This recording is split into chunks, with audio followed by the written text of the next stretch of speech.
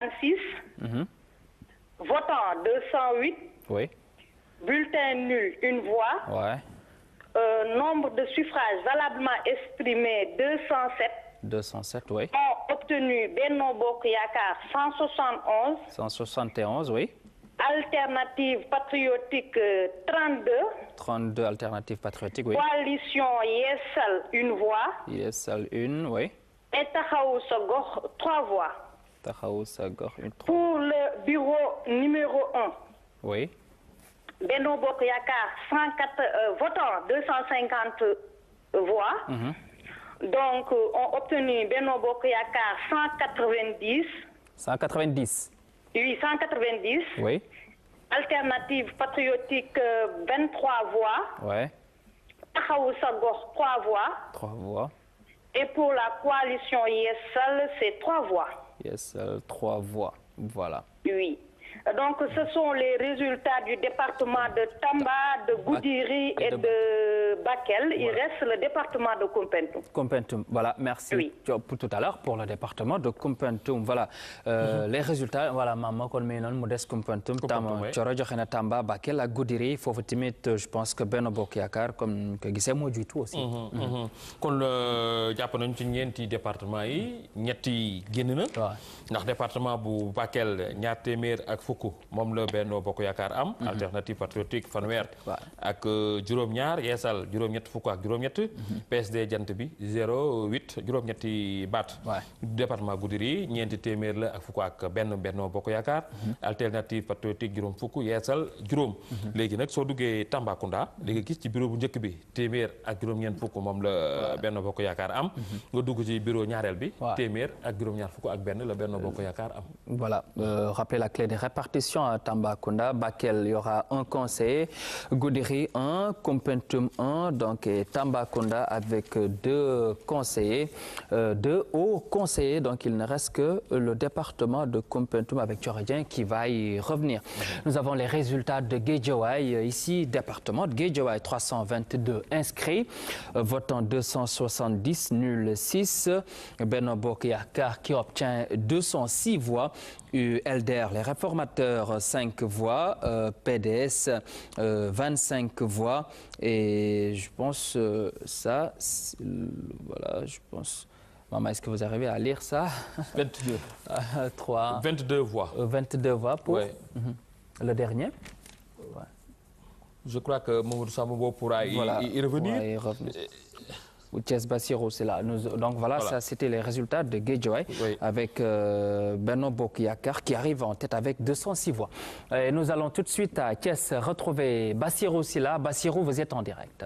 Oui, cher Bamba, c'est vrai qu'ici à Thiès, donc pour ce qui est du bureau de vote numéro 1, du lieu de vote Iba Katiba qui polarise 2 bureaux. On avait déjà donné les résultats du premier bureau. Pour ce qui est donc de ce bureau-là qui reste, là on peut noter que c'est également la coalition Benno Bokk Yakaar qui remporte le scrutin sur donc les 437 inscrits. 303 votants, les bulletins nuls 4, suffrages valablement exprimés 299. Benno Bokk Yakaar rafle donc 248 voix. La coalition alternative patriotique a pu engranger 44 voix et la coalition des démocrates réformateurs Yeesal a obtenu 7 voix. C'est dire tout simplement que la coalition Benno Bokk Yakaar a remporté le scrutin départemental pour donc le compte des élections du Haut Conseil des collectivités locales.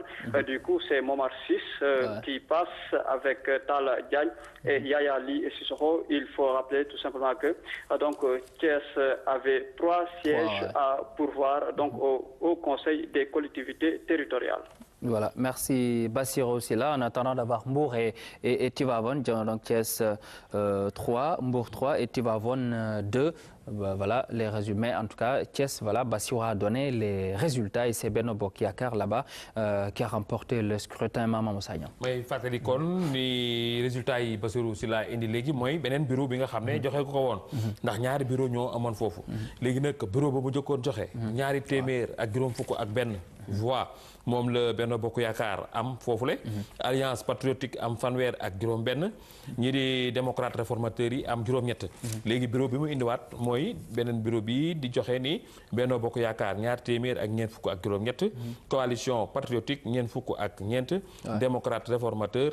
juróom ñaar mel ni daal kon ñaari bureau yooyu bureau numéro 1 ak bureau numéro 2 boo ko boolee Benno Bokk Yaakaar moom moo jiitu ci kanam daanaka sax dina am daanaka lu manqué tuuti rek ci juróomi téeméeri baat. di fàttali ni Thiès dina am je pense 8 au conseiller après Dakar je pense que mooy en tout cas diwaan bi nga xam ne moom moo topp ci Dakar ci au conseiller yi dina ci am juróom-ñett. ñett ci Thiès ñett ci Mbour ak ñaar si Tivaouane voilà. maa ngi doon wax sànq kon ci li nga xam ni Thioro Dieng indi na ko muy Tambacounda ndax nag Tambacounda ñetti département la ba ci ñeent Koumpentoum moom la wax ni dina ci dellu ci léegi waaye booy xool diggante Goudiri Bakel ak Tambacounda foofu Benno Bokk Yaakaar kon moom moo jiitu ci Tambacounda moo jiitu ci Goudiri moo jiitu ci Bakel voilà ci ñetti yi ñu amagum déjà moo fa jiitu mu des benn bi nga xam ni mooy bu Koumpentoum voilà. Merci Mama Moussa Niang pour la précision. Voilà kon ngeen kon suivre résultat yi en direct fii ci seen télévision nationale RTS le toppaleen lépp lu soxal kon élection au conseil des collectivités territoriales ñi ngi dem fële ca Louga retrouver Ousmane Kane Ousmane bonsoir Louga ñu déggugun ko woon voilà Ousmane vous êtes en direct sur la RTS avec les résultats que vous avez sur place. Voilà, bonsoir, cher Bamba. Voilà, donc, bonsoir. C'est vrai que ici les choses ne sont pas allées très vite, parce que jusque-là, on attend le décompte des voix qui n'a pas encore. Donc, on en est jusque-là donc au décompte des voix pour le bureau numéro 2. Ouais. Mais pour ce qui est du bureau numéro 1, quand même, voici les résultats. Donc, inscrits 414. Votant 382. Ouais. Donc, bulletin nul, il n'y en avait qu'un seul. Donc, suffrage valamment exprimé 381. Wallou Louga, donc, qui obtient 30 voix. And Tahaou Gordi, qui obtient 35 voix. And Defar Ndiambour, qui obtient 21 voix. Benno Bokk Yaakaar, 258 voix. Les démocrates réformateurs Yessal, 8 voix. Coalition alternative patriotique, 29 voix. Ce qui fait que donc la coalition Benno Bokk Yaakaar rafle la mise avec 258 voix. Suivi par And Tahaou Gor, qui est une liste indépendante, et une autre liste indépendante qui est Louga, donc qui obtient 30 voix. Ce sont les 3 premiers ici au bureau numéro 1. Donc on attend voilà justement le bureau numéro 2 qui va afficher. Bon, certainement que vous allez devoir patienter. Oui, on vous laisse le temps de... Oui, restez Ousmane, restez en ligne pour avoir ces résultats du bureau numéro 2. Numéro 2, voilà, on va voir. Ousmane Beng. Allô. Oui, Ousmane. Ousmane Kane.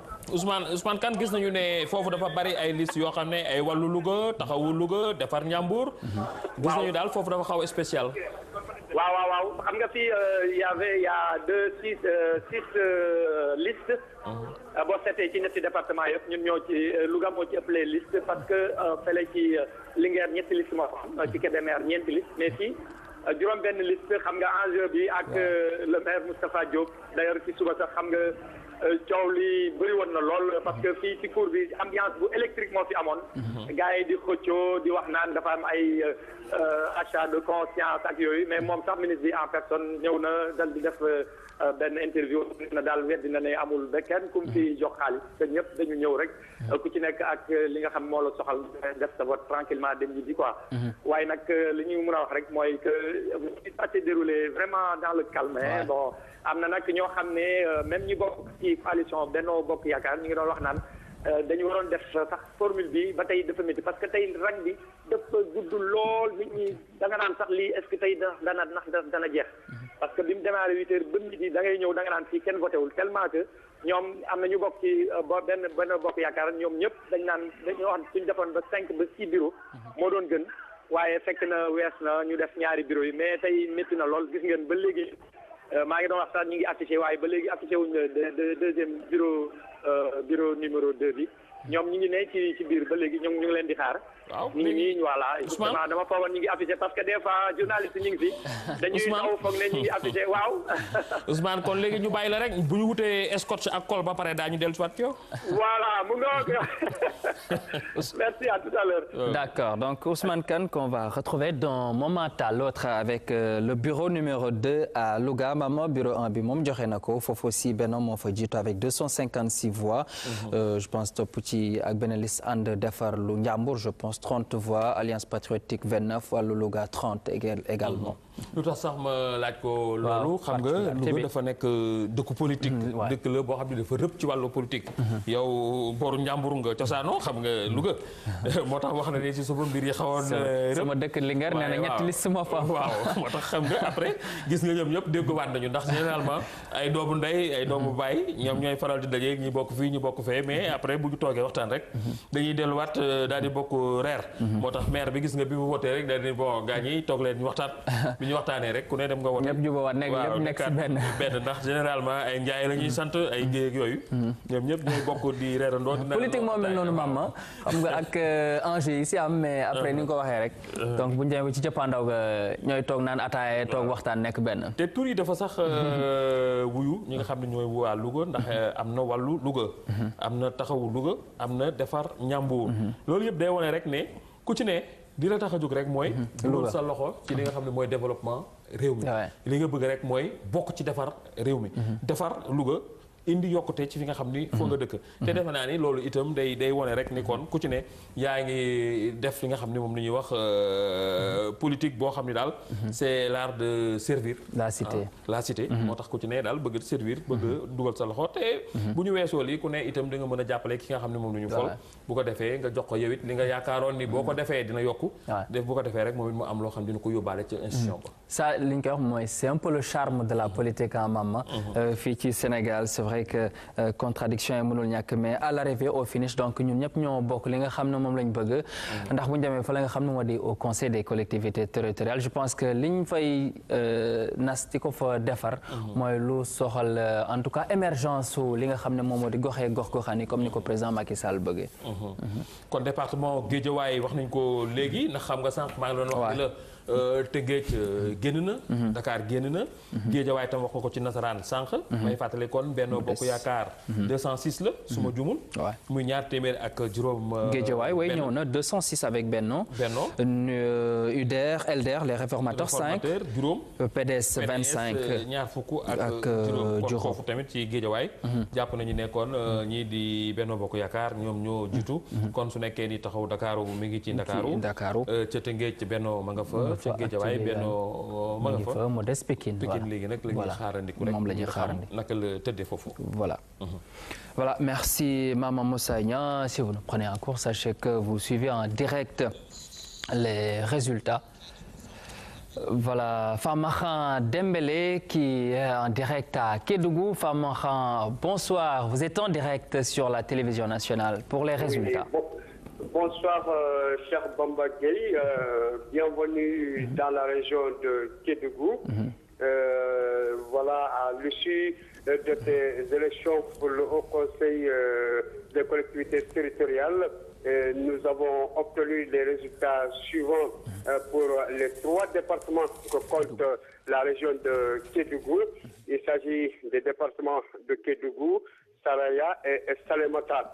Pour le département de Kédougou, nous avons 335 inscrits, votant 298, bulletin nul 3, ont obtenu Benno Bokk Yaakaar 197 voix, coalition alternative patriotique 25 voix, PJD 18 voix, CDK 65 voix. Pour le département de Saraya, nous avons 250 inscrits, votant 239, bulletin nul 3, ont obtenu Benno Bokk Yaakaar 127, coalition alternative patriotique 100, MPD, Mouvement patriotique démocratique Liggéey 12, bulletin nul 3, ont obtenu Benno Bokk, voilà, donc voici, c'est le Benno Bokk Yakaar qui arrive en tête dans le département de Saraya. De même que dans le département de Kédougou. Pour Salémata. le département de Salémata, nous avons inscrit 250, votants 235, bulletin nul 1. On a obtenu Benno Bokk Yakaar 102 voix, coalition alternative patriotique 96 voix, UDS 33, démocratique réformateur Yessal 3 voix. Donc ce qui veut dire que pour Salémata également, c'est le Benno Bokk Yakaar qui arrive en tête avec 102 voix pour un taux de participation de 94%. Donc Cheikh Bamba Dièye, retenez que c'est le Benno qui le remporte dans la région de Kédougou. Les 3 départements, Voilà, au niveau de chaque département, c'est-à-dire Kédougou, Saraya et Salémata. Donc voilà, c'est le Benno Bokk Yakaar qui arrive en tête. Tout le monde est en tête. Famara? Oui. Waaw xam nga foofu moom dafay teel a taw foofu ci Kédougou ma tooñ la rek ndax mboq ñor na foofu. waaw effectivement Cheikh Bamba fu mu nekk nii ñu doon xaar résultat yi ci bureau de vote bi dañu doon kàll mboq foofu xam naa njaayeen yi nekk fële RTS ak ñi sant Jara. ak Mbow ak Mbow. waaw dinaa leen yónnee mboq comme ça ñu mun a ñam tuuti. Voilà, voilà fin du mois, Inch'Allah. Voilà, xam naa mboqu Kédougou moom dina neex trop. Merci Famara. Ok, cher Bamba. Voilà, merci. Ça a été un plaisir Famara de vous avoir depuis Kédougou en direct. Maman, les 3 départements donnés par Famara. Dembélé. Dembélé. Muy nag koo xam ne itam ku sawar lool foofu ca diwaanu Kédougou. foofu ca Kédougou kon département bi téeméer ak juróom-ñett fukk ak juróom-ñaar moom la Benno Bokk Yaakaar am ñaar fukk ak juróom alternative patriotique am na kuréel gu ñu wax CJD fukk ak juróom-ñett la TDK juróom-benn fukk ak juróom. soo demee Saraya loolu moom ca gannaaw Kédougou la foofu téeméer ak ñaar fukk ak juróom-ñaar la Benno Bokk Yaakaar am alternative patriotique am téeméer fukk ak ñaar la MPD am. soo demee nag ca Salémata mooy ca beneen wàllu wa foofu daanaka sax ca booru buntu Guinée la foofu téeméer ak ñaar la Benno Bokk Yaakaar am alternative patriotique am juróom-ñeent fukk ak juróom-benn UDS topp ci yeesal moom daanaka ñetti baat rek la jot a am foofu ca Salémata. Voilà. Merci Maman Mossagna. Voilà, c'était donc pour les Kédougou, c'est fini, donc on en a tous les résultats avec les 3 départements. On va retrouver Demba Malick Mbodj qui est à Diourbel mais qui nous donne les résultats de Mbacké. Demba, bonsoir encore une fois et voilà, allez-y. Alors, cher Bamba, les résultats de Mbacké, oui, on les a sous les yeux. Retenez donc que c'est Benno Bokk Yaakaar qui remporte les 2 sièges en compétition pour cette élection. Au bureau numéro 1, il y avait 414 inscrits, votant 374, bulletin nul 7, suffrage valablement exprimé 367. Benno Bokk Yaakaar a obtenu 259 voix contre 100 voix pour la coalition alternative patriotique du PDS et alliés et 8 voix seulement pour la coalition des démocrates réformateurs. Bureau numéro 2 inscrit 413, votant 352, bulletin nul 2, valablement exprimé 350. Benno Bokk Yaakaar qui gagne encore avec 248 voix contre 99 voix pour la coalition alternative patriotique et 3 voix pour la coalition des démocrates et réformateurs. Retenez donc que c'est Benno Bokk Yaakaar qui rafle les 2 sièges en jeu dans le département de Mbacké. Pour Bambey, le bureau numéro 2, nous avions parlé du bureau numéro 1 qui a été remporté par la coalition Benno Bokk Yaakaar devant la coalition alternative patriotique CDR, Yessal et la LD. La coalition Benno Bokk Yaakaar, la mouvance présidentielle qui remporte aussi le bureau numéro 2 car sur 307 inscrits pour 218 votants et 214 suffrages valablement exprimés, Benno a obtenu 188 voix contre 12 pour la coalition alternative patriotique. 10 pour la Ligue démocratique et 4 pour la coalition des démocrates réformateurs pour Bambey. Donc, c'est normalement Modoussar Ndiaye et Yakou Kane de l'APR qui vont siéger au Conseil des collectivités territoriales pour le compte du département. Oui. Demba, oui, vous êtes le chef de station régionale de Diourbel. Vous couvrez donc toute cette zone-là avec Diourbel, Touba et Mbacké. Demba, est-ce qu'on peut dire qu'en matière d'élection, en tout cas sur le plan politique, en matière d'élection, le troisième round, maintenant, c'est fini, hein? Oui, la troisième mi-temps... Puisque vous l'évoquez ce matin. Oui, la troisième mi-temps a été remportée donc par le Benno Bokk Yakaar. Donc c'est une grande bataille, oui, de gagner pour la coalition au pouvoir avant la guerre des législatives qui pointent à l'horizon. Pour rappel, au local de 2014, le Benno Bokk Yakaar divisé avait été battu dans les 3 départements de Diourbel, Bambey et Mbacké, contrôlé aujourd'hui par le PDS et ses alliés. Idem pour les 3 grandes communes de ville, les 3 grandes communes de ville donc remportées grâce à une coalition de l'opposition. Le sursaut d'orgueil était intervenu lors du référendum du 20 mars 2016. La coalition Benno Bokk Yakaar l'avait remporté et par une courte victoire seulement, mais une victoire précieuse quand même dans les départements de Bambey et Diourbel, mais a été battue dans le département de Mbacké.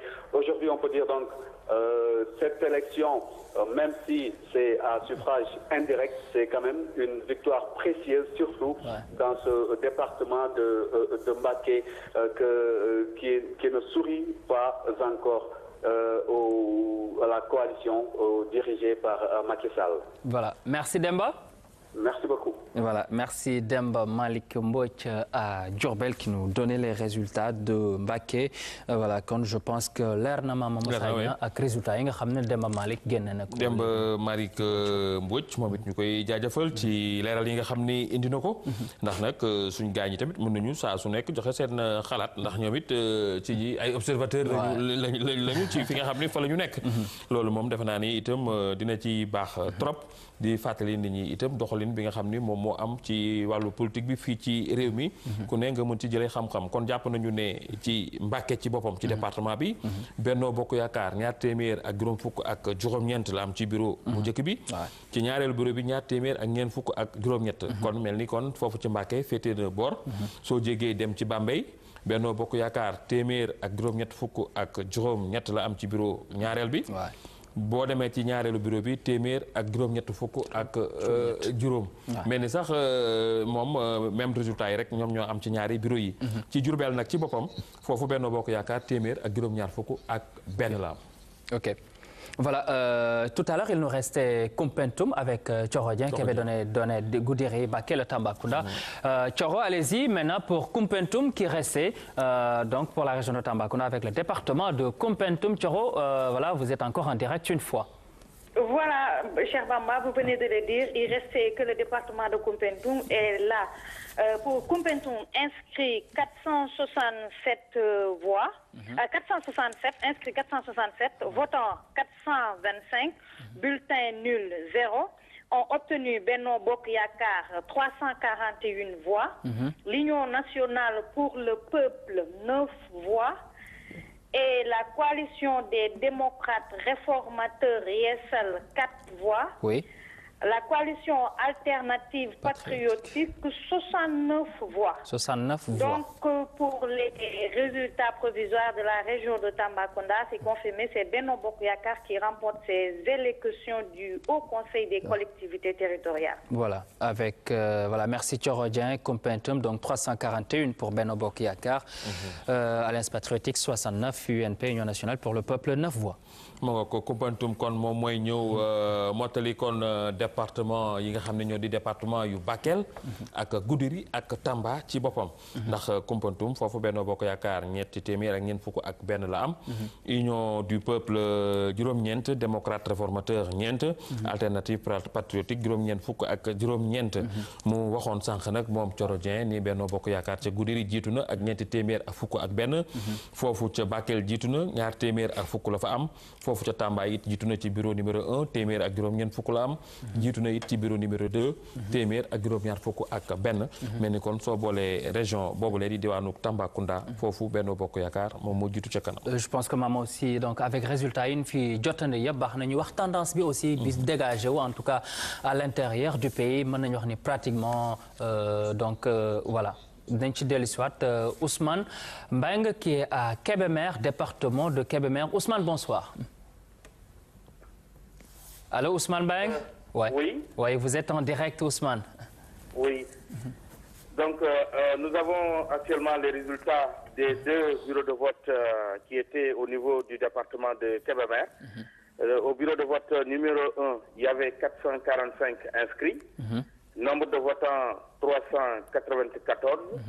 Nombre d'enveloppes trouvées dans l'urne 394. Bulletin nul 1. Suffrage valablement exprimé 393. Donc ici, c'est la coalition Benno Bokk Yaakaar qui vient en tête avec 218 voix. Suivi donc de la coalition Les Démocrates Réformateurs Yeesal, 77 voix. 77 voix, oui. Ensuite vient l'Alliance des Forces Nouvelles, 57 voix. 57 voix, oui. Et la coalition alternative patriotique, 41 voix. 41 voix, voilà. Ça, 41 voix. Bureau numéro 1, voilà. Pour le bureau de vote numéro 2, nombre d'inscrits 438. 438, ouais. Nombre de votants 386.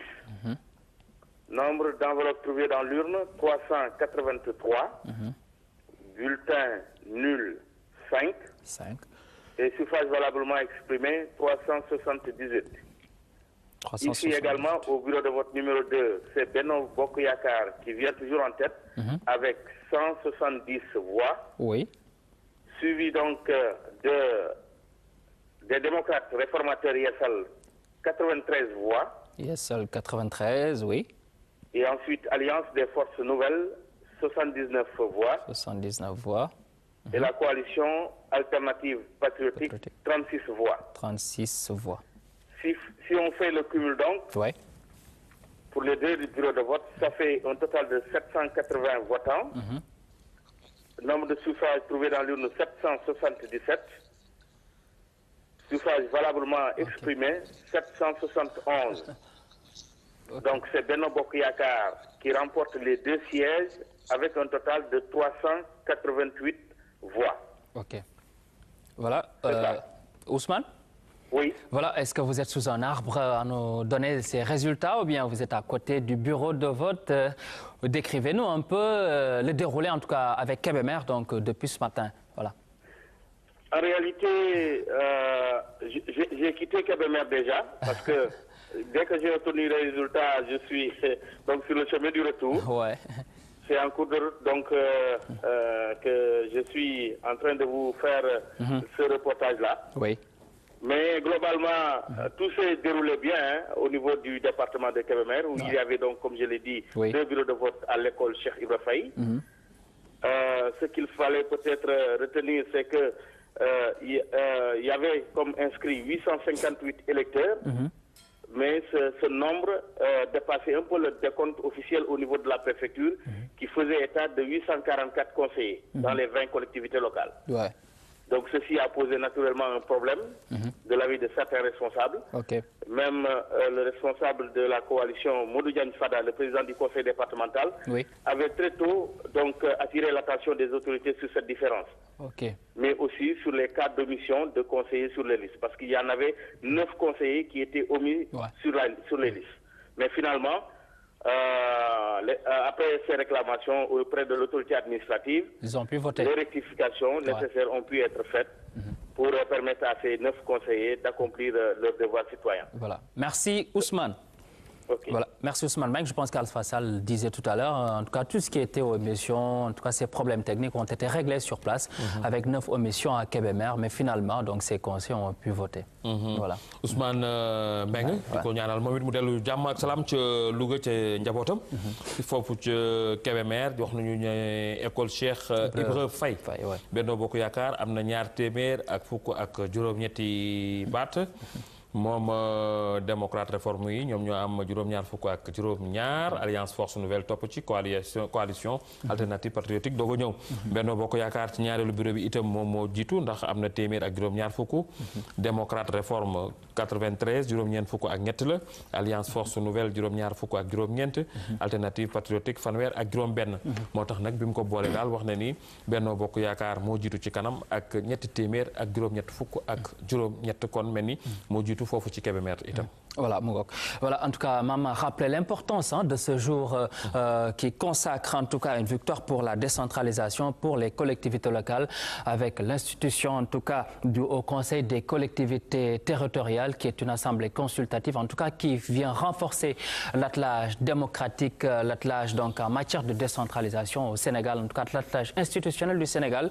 C'est un pas extrêmement important franchi par notre pays puisque même dans les en tout cas représentations internationales à l'UMOA ou bien à l'Union africaine, il y a en tout cas des institutions de ce genre. Maman Moussa Niang, je pense qu'aujourd'hui le Sénégal est un modèle non seulement en matière de démocratie mais en matière de décentralisation.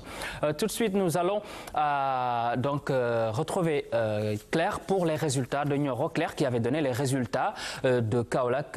Claire, bonsoir, vous avez avec vous les résultats de Nioro. Oui, effectivement. Bonsoir Bamba, bonsoir à tout le monde. Donc nous venons d'avoir les résultats du département de Nioro, mais aussi les résultats du département de Guinguinéo. Donc ce qu'il faut dire, c'est que partout Benno Bokk Yaakaar a gagné. Donc là, il faut le dire, et très très très massivement. Donc pour Nioro, le bureau de vote numéro 1, il y avait nombre de votants 224, suffrages valablement exprimés, 324 plutôt, suffrages valablement exprimés, 321 voix. 321, ont obtenu Benno Bokk Yaakaar 272. 272, ouais. Alternative patriotique 42. 42. LDR-YESAL 7 voix. LDR-YESAL 7 voix. 7 voix. 7 voix. Donc pour le bureau de vote numéro 2. Oui. Ont obtenu Benno Bokk Yaakaar 257. 257, oui. Alternance patriotique 38. Alternance patriotique 38, oui. Et LDR-YESAL 5 voix. 5 voix. Voilà. Donc une victoire de Benno Bokk Yaakaar. Donc pour Guinguinéo également, je viens de le dire, Benno Bokk Yaakaar a gagné. Donc ils ont eu 101 voix pour le bureau de vote numéro 1. Oui. 101 voix. Alternative patriotique 65 voix. Alternance patriotique, la coalition alternance patriotique, 5 voix. And Taxawu Guinguinéo a eu 85 voix. Voilà. Et pour le bureau de vote numéro 2 également, donc Benno Bokk Yaakaar 106 voix. Alternance patriotique, comme le bureau de vote numéro 1, ici également a eu 65 voix. Et pour And Taxawu Guinguinéo, 73 voix. 73 voix. Oui. Et partout, c'est la joie, c'est la fête, il faut le dire.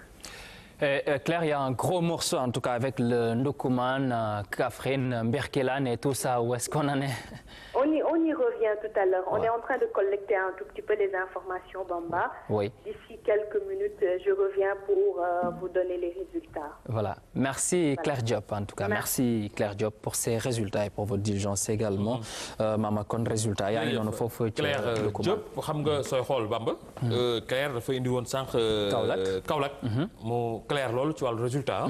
leer na foofu dafa fete bor. mu wax ni Benno Bokk Yaakaar am na 273 ñaar téeméer ak juróom-ñaar fukk ak ñett ci bureau numéro 1. numéro 1 bu ne ci bureau numéro 2 bi. 300 Benno Bokk Yaakaar am na 276. 276 ñaar téeméer ak juróom-benn fukk ak juróom-benn. kon ci département bu Kaolack. loolu féete woon na boor. léegi moo tax mu ñëw léegi indi nag Nioro. ndax booy xool région de Kaolack.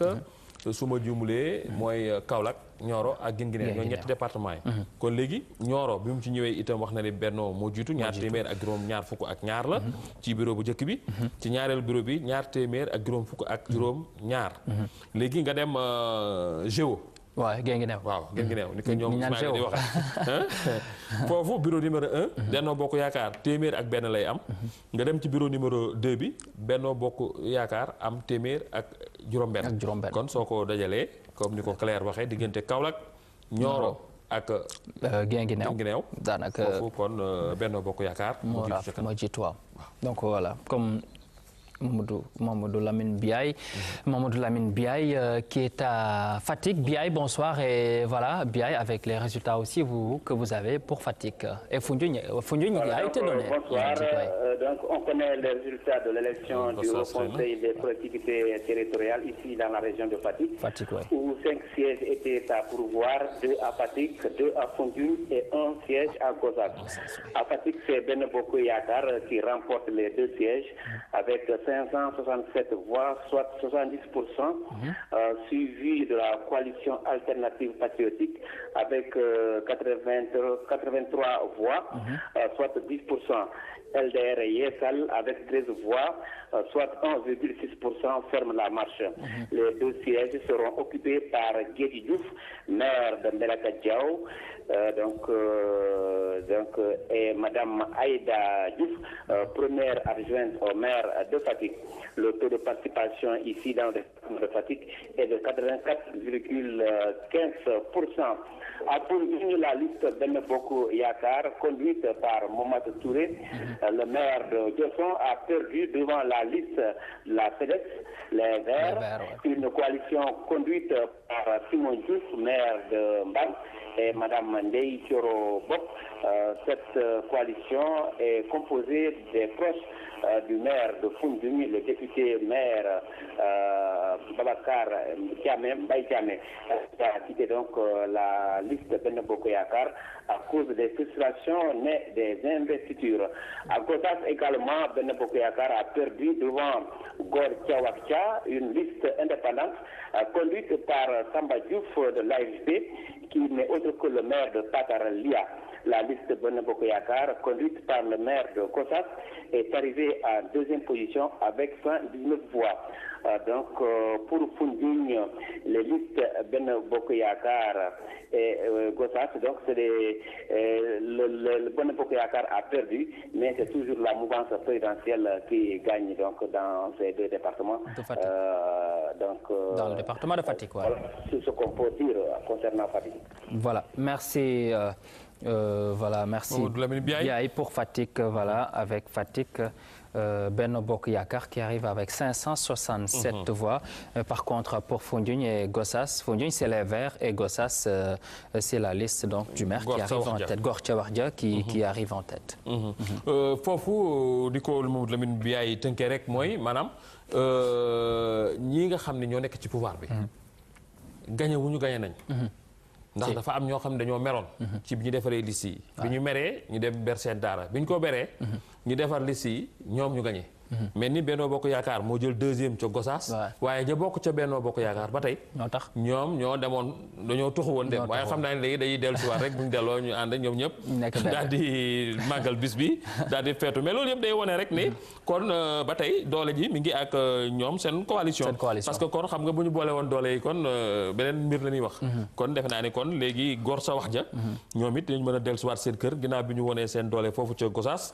waaye it les Verts dañu mën a dellusiwaat seen kër Benno Bokk Yaakaar ndax ginnaaw woon nañu seen doole ba pare ndax ñoom les Verts ñoo yóbbu ndam li foofu ca département bu Foundiougne.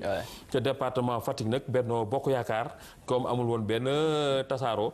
ñoom daal wane nañu seen man-man ba lu ëpp juróomi téeméer ak juróom-benn fukki baat ak juróom-ñaar ñoom ñoo ko am foofu. Voilà Fatick di wax ni monsieur Matar Ba mooy maire bi.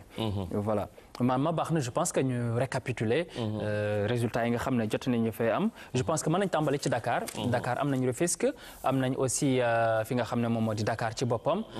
am nañ sax ay résultats Guédiawaye mu des li nga xam ne moom moo di Pikine jot nañ am sax ay résultats Pikine quelques résultats. mais boo xoolee Dakar par exemple Benno Bokk Yaakaar moo génn Rufisque génn ko taxaw Dakar génn Dakar. Benno Bokk Yaakaar génn Guédiawaye donc mu des Pikine. ndax ca Pikine Fatou Diouf xam nga mi ngi doon indi résultats yi nga xam ne Benno Bokk Yaakaar moo jiitu ci kanam. coalition alternance topp ci yeesal doog ci topp. mooy bureau numéro 1. ci bureau numéro 2 Fatou Diouf waxoon na ni. 222. muy ñaar téeméer ak ñaar fukk ak ñaar la ñi nga xam ne ñoo di Benno Bokk Yaakaar am. waxoon na itam ne coalition alternative patriotique moo am téeméer ak juróom-benn fukk ak juróom-ñett ci ay baat. laata mu ñuy xamal ni itam foofu ca Pikine ne ci bureau numéro 2 bi ñi nga xam ne ñoo di waa yeesal am nañu lu toll ci ñaar fukki baat. mel ni kon booy xool foofu ci diwaanu Pikine Benno Bokk Yaakaar moom moo jiitu woon foofu. lu bare ginnaaw bi nga xamee ni kon résultat yi génn na foofu. mu wax ni itam ca Rufisque ak Seydina Alioune Fall ne Benno Bokk Yaakaar buñ ko boolee résultat yi am na ñeenti téeméer ak juróom-ñett fukk ak ñaar. yeesal am fanweer ak juróom alternative patriotique am juróom-benn fukk ak benn. loolu mooy résultat yi nga xam ne kon ñoom ñoo jóge woon ci biir département bu Rufisque muy Tëngéej muy Dakar am nga ko fii waaw dëkku Maam Kumba Lamb soo xoolee nag fii ci Ndakaaru fii ci bureau yu numéro 2 bi la ñu waxoon ne amoon na lu toll ci téeméer ak juróom-ñett fukk ak ñaar coalition ànd taxawu Ndakaaru am ko amoon na itam lu toll ci téeméer ak fanweer ak juróom-ñeent yoo xam ne Benno Bokk Yaakaar am na ko am lu toll ci fukki baat ak juróom yoo xam ne FDR yeesal am na ko mais ni daal fii ci département bu Dakar ci lañ doon wax ni kon ñii di ànd taxawu Dakar sax joxe na toto Dakar bi avec taxawu Dakar 517 voix Benno Bokk Yaakaar 442 voilà mu des ni kon ñoom waa ànd taxawu Ndakaaru fii ci Ndakaaru daal ñoom ñoo fi jiitu boo ko xaymaa nga dem Tëngéej Benno Bokk Yaakaar moo jiitu nga dem Pikine moom moo jiitu nga dem Guédiawaye Benno Bokk Yaakaar moom moo jiitu mel ni kon daal résultat yi ci région bu Ndakaaru ñaar wala ñetti département yi Benno Bokk Yaakaar moo fa nekk benn département bi ànd taxawu Ndakaaru moom moo fa nekk buñ demee fu mel ni fi nga xam ne moo di Ziguinchor foofu tamit Saliou indi na toto yi Ziguinchor ak fi nga xam ne mooy Bignona ci boppam je pense que aussi foofu résultat yi Saliou sànq joxe na toto yi parce que Ziguinchor nekk na gox boo xam ne itam sànq ñu ngi ko doon fàttali ne coalition émergence Ziguinchor moo am téeméer ak fukk ak juróom UCS Abdoulaye Baldé moom moo am téeméer ak ñeent fukk ak juróom ñeent ak coalition alternative patriotique am fanweer ak juróom benn mel ni nag ñoom waa UCS ñoom ñoo jiitu foofu ci département bi nga xam ne moom mooy département bu Ziguinchor Saliou Seck doon ci indi ay leeral sànq ndax moom suñu naataanga boobu ca diwaanu Ziguinchor moom moo ñu doon toppal wote yi foofu ca Ziguinchor ak li ko wër muy di centre bi nga xam ne moom la ñuy wax centre Moussa Bari ca Oussouye moom waxoon nañu itam ne benn bureau ba ñi nga xam ni ñoom ñooy UCS amoon nañ fa ñeent fukk ak juróom RDS am fa juróom-ñett fukk Benno Bokk Yaakaar am fa juróom-ñaar fukk baat ak juróom ñii nga xam ne ñoo di waa KD wala LD am nañu fukk ak juróom RSTDS bu Robert Sagna je pense que moo fa jiitu benn waaw RDS kon ñoom ñoo am juróom-ñett fukk baat foofu ca diwaanu ko Oussouye ba léegi mu nekk ci bët Saalum Sénégal fi nga xam ne moom moo di Diourbel te aussi Demba Malick Mbodj ñëwaat na si foofu tamit Benno Bokk Yaakaar daanaka moo raflé li nga xam ne moom moo di kon conseil foofu voix yi en tout cas foofu lay ca Diourbel muy Médina Yoro Fula mu ngi ci région bu Kolda foofu xam nga Basirou Kane wax na sànq ne Benno Bokk Yaakaar ci ñaari bureau yi nga xam ne yëpp am na ci Médina Yoro Fula ñoom ñoo jiitu ndax am nañu téeméer ak juróom-ñaar fukk ak ñaar téeméer ak juróom-ñett fukk ak juróom-benn nga dem Vélingara foofu itam Benno Bokk Yaakaar am ñeenti téeméer ak ñaar fukk ak juróom-ñaar nga dem ci biir Kolda ci boppam foofu Benno Bokk Yaakaar ci bureau bu njëkk bi am na ñaar téeméer ak fanweer ak ñeent nga dem ci ñaareelu bureau bi Benno Bokk Yaakaar am ñaar téeméer ak fukk ak juróom-ñett. kon booy seet ci Kolda. moom Benno Bokk Yaakaar moo fa jiitu. nga dem ci région bu Tambacounda. foofu itam ca Goudiri ñeenti téeméer ak fukk ak benn la Benno Bokk Yaakaar am. nga dem Bakel ñaar téeméer ak fukk la. nga dem Koumpentoum ñetti téeméer ak ñeent fukk ak benn la. nga dem Tamba ci boppam benn bureau bu njëkk bi téeméer ak juróom-ñeent fukk la. nga dem ci ñaareelu bureau bi téeméer ak juróom-ñaar fukk ak benn la kon ca Tamba ci boppam. ñii nga xam ne ñoo di waa Benno Bokk Yaakaar. ñoo fa jiitu. diggante Fatick Foundiougne ak Gossas muy région bu Fatick Benno Bokk Yaakaar téeméer ak fukk ak juróom-ñeent la ci foofu waaye booy xool gor sa wax ja moom moo jiitu Benno Bokk Yaakaar nga dem ci Foundiougne les Verts ñoom ñoo jiitu nga dem ci fi nga xam ne moo di Fatick ci boppam nag foofu Benno Bokk Yaakaar moom moo jiitu ak juróomi téeméeri baat ak juróom benn fukk ak juróom ñaar Kébémer léegi moom Ousmane Mbengue ñëw na ci région bu Louga la foofu it Benno Bokk Yaakaar moo fa jiitu ñaar téeméer ak fukk ak juróom-ñett ci bureau bu njëkk bi bureau ñaareel bi nag téeméer ak juróom-ñaar fukk la mel ni boo ko boolee da lay jox juróom-ñaar fukk ak juróom-ñaari téeméer ak juróom-ñetti fukk kon ci ay baat yoo xam ni Benno am na ko ca Kébémer. jeex na mu ko avec le récapitulatif de Mame Moussa Niang ñu dem ak Cheikh Fall je pense qui est en ligne Cheikh bonsoir. Bonsoir Bamba Gueye. Voilà Cheikh vous aussi vous avez des résultats.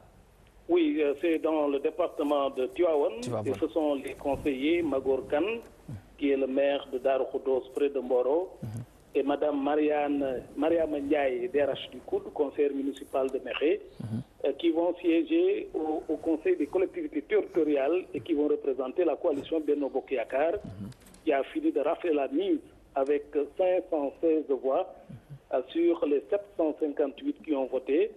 Il y a la coalition alternative patriotique qui a suivi avec 224 voix, la coalition des démocrates et des réformateurs avec 18 voix. kon Tivaouane ci xol Kajoor joxe na verdigam ndax boo demee ci bureau de vote ba fa amoon ci école 3 bi juróom-ñaari téeméer ak juróom fukk ak juróom-ñett ñoom ñoo sànni xob. coalition Benno Bokk Yaakaar am ca juróomi téeméer ak fukk ak juróom-benn. ki nga xamante ni mooy coalition alternative patriotique am ca ñaari téeméer ak ñaar fukk ak ñeent. coalition des démocrates ak réformateurs yi am ca fukk ak juróom-ñett. mu mel ni kon Magor Kane nekk jaraafu Daaru Khoudoss di maire ba jege Mboro. ak ki nga xamante ni mooy Soxna Mariama Ndiaye DRH COUD conseillère municipal bu Ngaye Mékhé. ñoom ñoo fas yéene dem siéger ca Haut Conseil des collectivités territoriales. Voilà merci Cheikh avec les résultats de Tivaouane maman avec Benno Bokk Yaakaar. Tivaouane di ci profito di ziar kilifa diine yi nekk foofu ca Tivaouane. di leen ziar bu baax a baax di sàkk si ñoom ñaan. foofu nag ca Tivaouane Benno Bokk Yaakaar juróomi téeméer ak fukk ak juróom benn la. jiitoo ñaar téeméer ak ñaar fukk ak ñeent moom la alternative patriotique am. démocratique réformateur fukk ak juróom ñett ñoom am nañ ko. li nga xamee ni noonu la ko Cheikh Fall suñu mag suñu kilifa. indee ci wàllu résultat yi moom it ñu koy jaajëfal bu baax a baax ak équipe am ci diggante Thiès ak Tivaouane. xëy na bu ñu amee Mbour ca kanam. dina mottali li nga xam ni moo di région bu Thiès. Thiès donc Thiès foofu aussi Benno moo fa jiitu.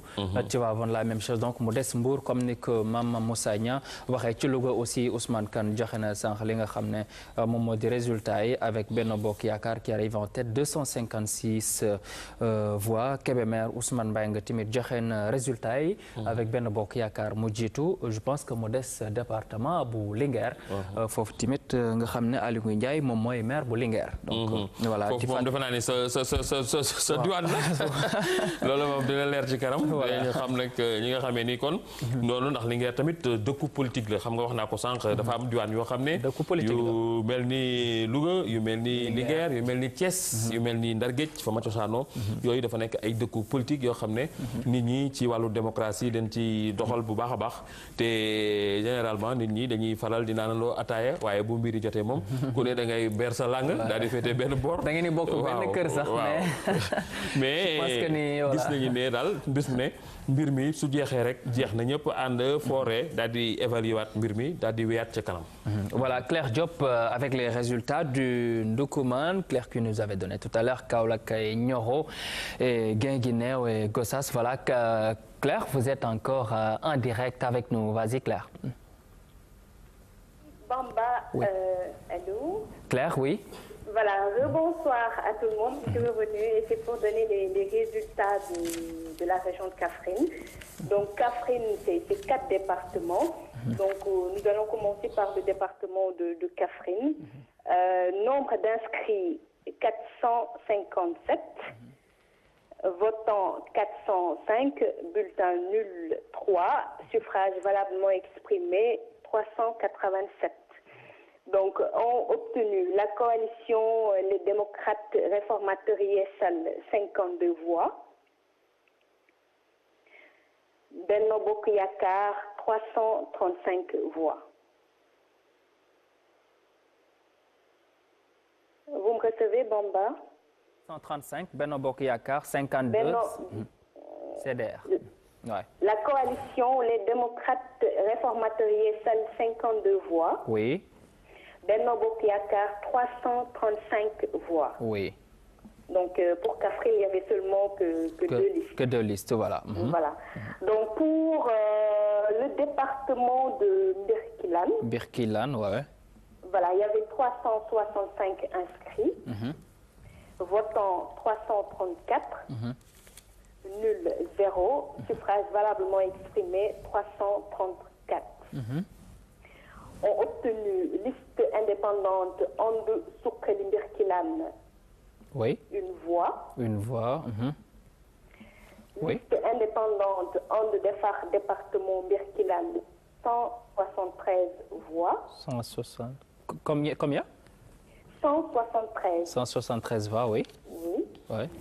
Liste indépendant Benno Saliou Mbodj. Oui. 6 voix. 6 voix. La coalition alternative patriotique, 4 voix. 4 voix, oui. La coalition Les démocrates réformateurs ISL, 0 voix. ISL, 0 voix, oui. Le mouvement des patriotes pour le développement Ligue, 12 voix. 12 voix, oui. Benno Bokk Yakaar, 138 voix. Benno Bokk Yakaar, 138. Voilà, donc oui. Pour le département de Birkelane, il y avait 7 listes. Il y avait 7 listes, oui. Apparemment, il y avait beaucoup de listes là-bas. Ah oui, ça il faut le dire. Hein. Ouais. Donc, nous allons à Malem Hodar, pour le département de Malem Hodar. Inscrits 234. Votants 270. Oui. Nul 0. Nul 0. Suffrage valablement exprimé 270. Oui. Ont obtenu la Ligue démocratique 8 voix. Oui. La coalition alternative 6 voix. Coalition alternative 6 voix, oui. La coalition démocrate Les réformateurs ISL 3 voix. ISL 3 voix, oui. Parti Justice et Développement 145 voix. PJD 145, hein? Oui, 145 voix. Voix, oui. Benno Bokk Yakaar 108 voix. Benno Bokk Yakaar 108 voix. Ok. Donc pour le 4e département de la région, c'est-à-dire le département de Koungheul, donc il y avait 452 inscrits. Votants 432. Oui. Nul 4 voix. Oui. Suffrage valablement exprimé 426 voix. Ont obtenu le Parti de l'Espoir pour le Progrès 193 voix. Parti de l'Espoir et pour le Progrès. Pour le Progrès, oui. 193 voix. 193 voix, oui. Mouvement politique citoyen, 5 voix. Mouvement politique citoyen, 5 voix, oui. Donc, il y a la coalition alternative patriotique qui a 0 voix. Alternative patriotique. Je ne sais pas trop comment il faut expliquer ça. Oui, 0 voix. Coalition alternative patriotique, 0 voix. Oui. Et enfin, Benno Bokk Yakaar, 230 voix. 230 voix. Voilà, ça c'est pour Koungheul. Oui, ça c'est pour le département de Koungheul. Département de Koungheul, voilà. Oui. Voilà, vous avez donné Birkelane, Malem Hodar, Koungheul, voilà. Et et Kaffrine également. Voilà, c'était tout clair? Ah oui, c'était tout. En tout cas, c'est clair. Ouais. Merci Claire Diop. Voilà, Claire Diop qui donnait les résultats de Kaffrine, voilà, Kaffrine, Birkilane, Koungheul, Malem Hodar et Koungheul. Continué baax ñu fàttali kon ca Koungheul Benno Bokk Yaakaar ñetti téeméer ak fanweer ak juróom démocrate réformateur juróom fukk ak ñaar la ñu am ca fi nga xam ni moo di Kaffrine Benno Bokk Yaakaar kon moo jiitu foofu ca Kaffrine soo demee Birkilane Benno Bokk Yaakaar moom moo jiitu téeméer ak fanweer ak juróom-ñett la soo demee Koungheul mu ngi am ñaar téeméer ak fanweer waaye soo ñëwee Malem Hodar li Claire wax moo di ne Benno Bokk Yaakaar téeméer ak juróom-ñett la am. moo foofu ca Malem Hodar. Malem Hodar waaw léegi nag soo xoolee ci PJD. Parti pour la justice et le développement. waaw ñooñu dañu am téeméer ak ñeent fukk ak. juróom 145. waaw kon dafay mel ni kon PJD moom moo jiitu kon foofu ca. Malem Hodar loolu it baax na ñu def remarque boobule ci biir ñetti département yi. PJD moom parti la boo xam ne sax bariwul ay liste trop ci yeneen département yi. moom moo génn foofule. nga dem Koungheul nag ak Birkilane ak Kaffrine foofu Benno Bokk Yaakaar. moom moo jiitu mel ni daal xar kanam bi Dakar joxe. moom la Kaffrine itam joxe. voilà. Et dans le département de Pikine, c'est la coalition Benno Bokk Yaakaar qui arrive en tête avec 450 voix sur 948. Dans sa globalité, le scrutin s'est déroulé normalement dans le calme et la sérénité. Et donc, les responsables politiques et administratifs se sont félicités en tout cas du déroulement de l'opération. Écoutons à cet effet les réactions du préfet de Pikine et le maire Abdoulaye Timbo. Ils sont tous les deux au micro de Fatou Diouf. Commencer d'abord par remercier tous les conseillers du département de Pikine d'avoir porté leur choix sur la liste de la coalition Benno Bokk Yaakaar et de nous avoir donné cette belle victoire. Nous avons gagné sur l'ensemble des deux bureaux avec un écart assez important de plus de 50 voix dans chacune de ces bureaux. Donc ça veut dire tout simplement qu'on est vraiment content, et on remercie l'ensemble des conseillers de ce département pour d'abord avoir accepté dans un premier temps cette option du président de la République de mettre en place au Conseil des collectivités territoriales. Parce que si nous nous référons un peu au taux de participation, nous allons remarquer qu'on est à plus de 87% de taux de participation dans le département de Pikine. Ça veut dire que c'est important. Ça montre une adhésion des conseils. C'est un sentiment de satisfaction que nous avons à la fin de cette élection, n'est-ce pas? On a noté aucun problème, n'est-ce pas, aucun heure, même si il y avait beaucoup d'enjeux, mais au finish, véritablement, c'est un sentiment de satisfaction que nous avons. Et nous profitons de l'occasion pour féliciter l'ensemble des participants, n'est-ce pas, des différentes listes qui étaient en présence, n'est-ce pas, de l'ensemble aussi des électeurs. Parce qu'aujourd'hui, on a passé la journée ici, il ne s'est rien passé d'anormal. Les forces de l'ordre sont là depuis hier nuit. Elles ont passé la nuit ici pour sécuriser le matériel, n'est-ce pas? Elles ont été présentes pour sécuriser et le lieu de vote et les alentours, n'est-ce pas? Pour que les choses puissent se passer normalement.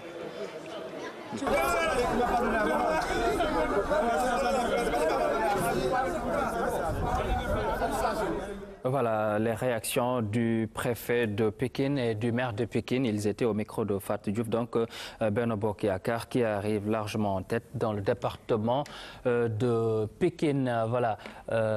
Pour Mbour, nous avons Bassirou Sylla qui est en direct. On le disait tout à l'heure, maman, il ne manquait que Mbour. Thiès a été donné. Tivaouane a été donné avec Cherfal. Bassirou, vous êtes en direct pour les résultats de Mbour. Oui, pour ce qui est donc de Mbour, il faut dire que Ousmane Tanor Dieng, Kani Sagna et Gana Nying passent au conseiller. Donc, ils ont fait gagner triomphalement la coalition Benno Bokk Yaakaar qui obtient sur les 719 votants 7 bulletins nuls et les 712 suffrages valablement exprimés.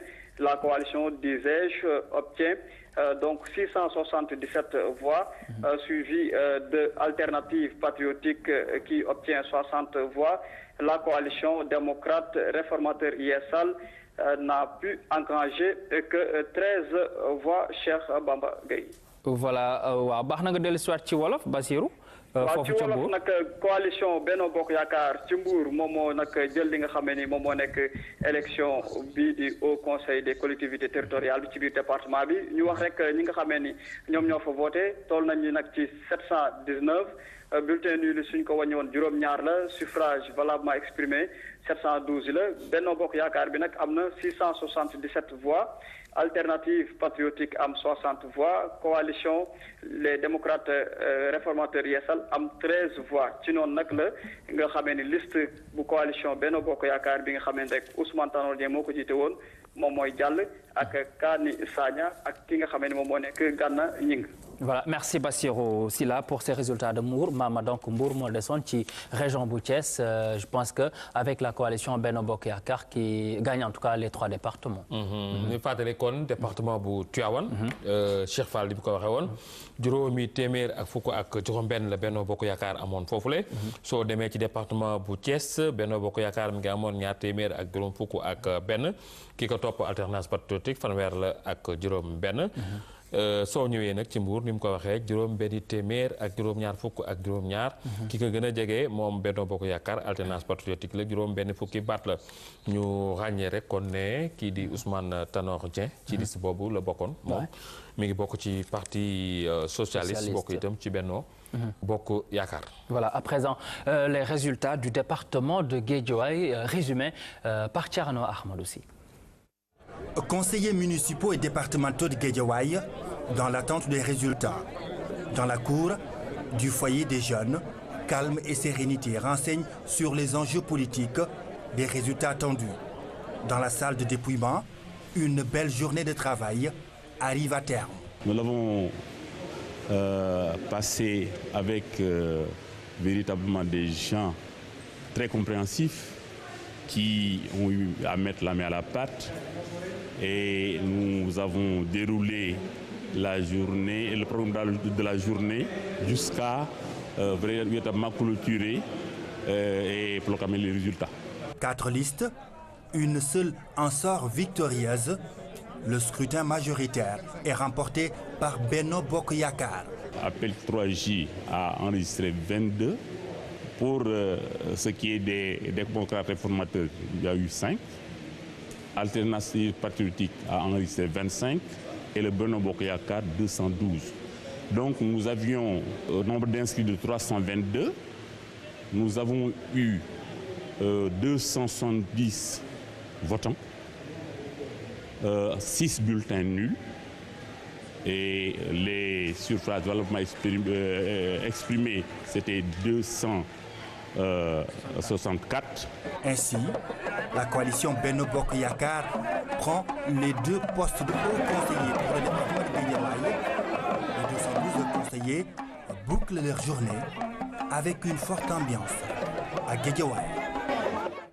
Voilà, merci Thierno Ahmadou Sy qui résumait l'ambiance et ses résultats à Guédiawaye avec Benno Bokk Yaakaar qui sort victorieuse. Donc là-bas, la liste de Benno Bokk Yaakaar voilà di jaajëfal suñu reporter yi boobu suba kon ci suba ba léegi ñuy topp li nga xam ne moo di scrutin bi ak résultats yi xam nga ne élection bu jot kii di kilifa kër gi di directeur général Racine Talla jël ay matuwaay ba mat sëkk ngir élection bi ñu mën ko couvrir ngeen mën am résultats yi am déroulé bi depuis ce matin. ak tamit li nga xam ne moom moo di résultats yi moo tax dara rëccu leen fii ci seen télévision nationale RTS1 ak matuwaay yooyu nga xam ne kii di directeur général monsieur Racine Talla jël na ko ngir franchement sénégalais yi fépp fu ñu nekk ci biir réew mi ak ci biti réew mi fi ba Canada États-Unis Australie mën a am li nga xam ne moom moo di résultats yi en direct fii ci seen télévision nationale maman je pense que ça c'est important ak Thierno Ahmadou Sy résumé li nga xam ne moom moo di résultat Guédiawaye je pense qu'avec Benno Bokk Yaakaar encore une fois qui confirme sa suprématie ici à Dakar. muy lu am solo ci wàllug wote bi ndax nag boobu ak léegi tooguñu benn yoon ngir topp li nga xam ni moo di élection yi te li nga xam ni Thierno Ahmadou Sy indi na ko day firndeel rek kon ambiance bi nga xam ni moom moo amoon foofu ci centre bi nga xam ni moo di centre de vote bi mu nekkoon te gis nga itam nit ñi ni ñu jëlee seen ay réaction gis nga ni ñu doon dégloo rajo yi di suivre lépp loo xam ni jëm na ci wàllu télévision ndax léegi xam nga ni boo yore sax portable mën nga suivre télévision foo xam ni fa nga nekk nekk ndax tamit di fàttali ne mbir mi mën nga ko xool ci www.rts.sn loolu tamit résultat aussi ni ñu koy affiché comme ça waaw loolu RTS da leen koy baaxee ngeen mën ko lire itam ci seen téléviseur loolu yëpp dafa nekk rek jumtukaay xarala yu bees yoo xam ni itam RTS da koy jëriñoo ngir mën a gën a gaaw ci information bi fexe itam ba ñëpp am information bi nga xam ne moo dëggu te moom moo wér defe naa ni léegi juróom-ñeenti waxtu jot na defe naa ni li ca ëppoon ci région yi ñu ngi koy dajal ndax xam nga wax nañu léegi Thiès moom daanaka aussi foofu wax nañu itam Tambacounda Tamba Kaolack la même chose wax nañu Diourbel wax nañu Kédougou Kaffrine Fatick Tambacounda Dakar ci boppam sax Louga xëy na Linguère rek moo ñu xaw a dese te xam naa ni foofu du ñàkk léegi daañu am xibaar bi ak Ousmane Kane wala Ousmane Mbengue defe naa ni Mamadou Samba boobu mi nga xam ne mooy coordonné loolu yëpp mi ngi gis kon ni mbir mi di doxee ndax booy xool ca Dagana itam ak Podor ak Ndar foofu tamit daj na defe naa ni Médina Yoro Fula Vélingara ca Kolda foofu it daj na xëy na Ziguinchor Bignona Oussouye la ñuy am léegi nii Mame Moussa Niang mu nga Sédhiou du moins sax voilà Sédhiou kon waaw Oussouye am nañ ko sànq ak Saliou donc Sédhiou avec Bachir Ba. Bachir, bonsoir, vous êtes en direct sur votre télévision nationale. Bachir, allez-y. Bonsoir Cheikh Bamba, bonsoir Mame Moussa. Donc on a les résultats de la région de Sédhiou grâce à notre correspondant Malamine Camara qui est sur place. Donc pour le département de Sédhiou, il y a eu 613 voix valablement exprimées. La coalition Benno Bokk Yakaar est sortie avec 372 voix. La coalition alternative patriotique 149 voix. Pour le département de Bounkiling, la coalition alternative patriotique arrive en tête avec 207 voix sur les 538 valablement exprimées. Il y a une liste indépendante dirigée par le maire de Madina Wandifa qui est deuxième avec 190 voix et la coalition Benno Bokk Yakaar 106 voix. Pour le département de Goudomp, il y a eu 560 voix valablement exprimées. Benno Bokk Yakaar 317 voix. La coalition alternative patriotique 247 voix. Donc si on prend les résultats globalement pour la région de Sédhiou, Benno Bokk Yakaar arrive en tête avec 795 voix sur les 1711 voix valablement exprimées. La coalition alternative patriotique 603 voix. del soit ci wolof rek ba tey. waaw donc Sédhiou am nañu résultat yi. ki ñu ko jox mooy Malamine Camara. di kenn ci suñu correspondant yi fa nekk donc bu ñu jëlee département Sédhiou. Benno Bokk Yakaar moo fa jiitu ndax moom am na ñetti téeméer ak juróom-ñaar fukk ak ñaari voix. Coalition alternative patriotique ak am téeméeri voix ak ñeent fukk ak juróom-ñeent. foofu nag nee nañ juróom benn téeméer ak fukk ak ñett voix mooy yi nga xam ne elles sont valablement exprimées. Bounkiling buñ fa ñëwee juróomi téeméer ak fanweer ak juróom-ñett ñoo voté. Coalition alternative patriotique am ñaar téeméer ak juróom-ñaari voix. Liste indépendante boo xam ne maire Madina Wandifa moo ko jiite. moom am téeméer ak juróom-ñeent fukki voix. Benno Bokk Yakaar am téeméer ak juróom-benni voix.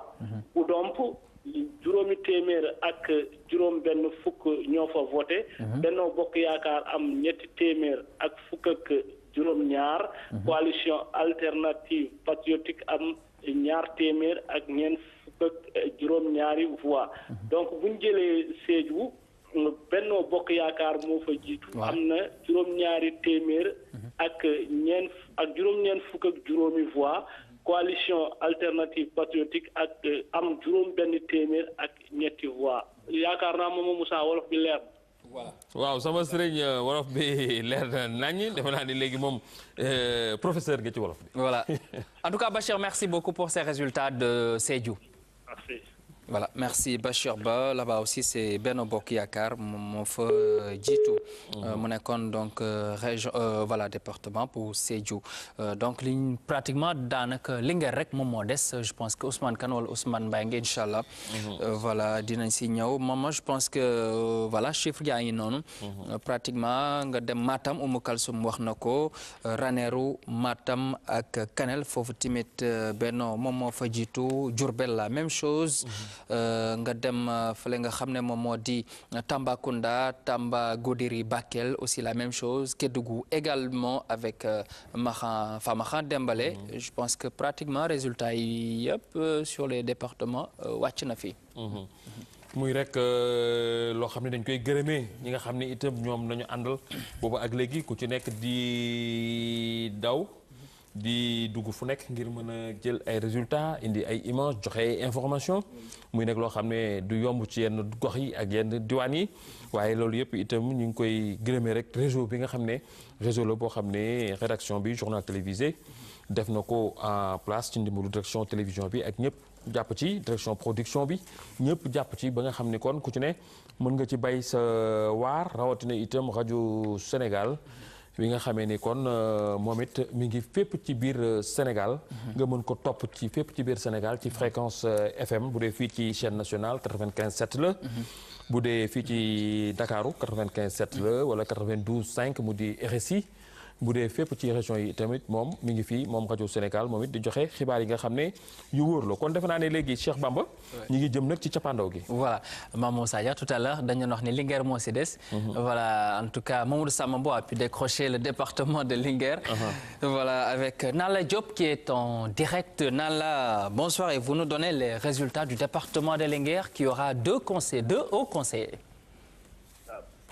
Vous avez parfaitement raison. Nous avons les résultats du département de Linguère pour les deux sièges associés à cette collectivité locale. Donc il y avait deux bureaux de vote installés au lycée Alboury Ndiaye de Linguère. Il y avait 887 inscrits. Nalla 731 votants. Nalla Diop. À l'issue du scrutin. Allô Nalla. Il y a Benno Bokk Yaakaar qui arrive en tête avec 585 voix. Suivi de la coalition alternative patriotique avec 126 voix. Ensuite, les démocrates réformateurs 16 voix. Bulletin nul 4. Donc, le taux de participation dans le département de Linguère est de 82,41%. Donc, les deux candidats qui étaient investis sur la liste étaient Koumba Diaw, maire de Sagata Djolof, et Biram Ba, maire de Kamb. Donc, on peut dire qu'aujourd'hui, les deux maires, Koumba Diaw et Biram Ba, vont représenter le département de Linguère au Conseil des collectivités territoriales.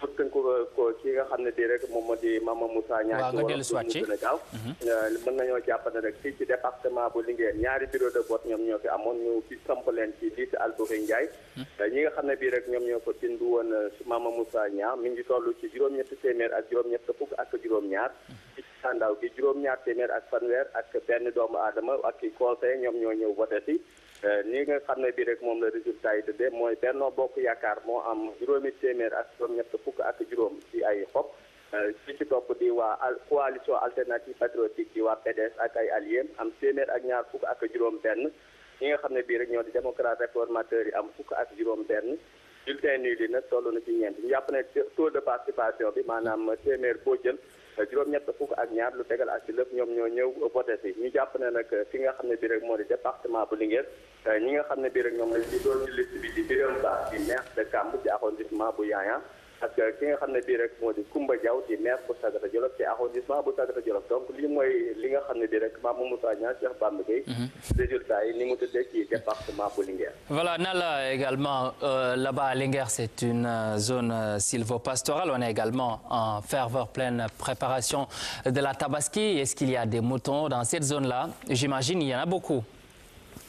Comme vous l'imaginez, ou bien vous l'avez dit avec certitude, on est à une semaine de la Tabaski. Aujourd'hui, c'était le marché hebdomadaire de Dara.